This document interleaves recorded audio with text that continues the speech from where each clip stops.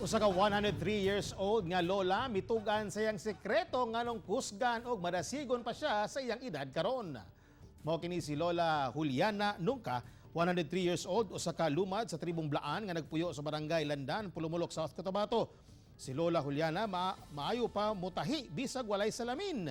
Klaro pa kuno ang iyang pananaw. Wala kuno siya gibati nga sakit ug kung maglain kuno ang iyang lawas, mga dahon-dahon sa iyang palibot o herbal medicine lamang ang iyang ginagamit.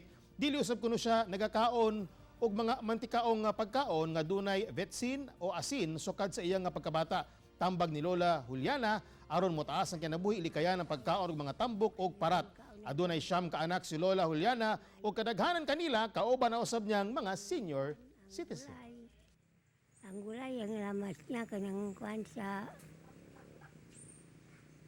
wala bitsin, asin.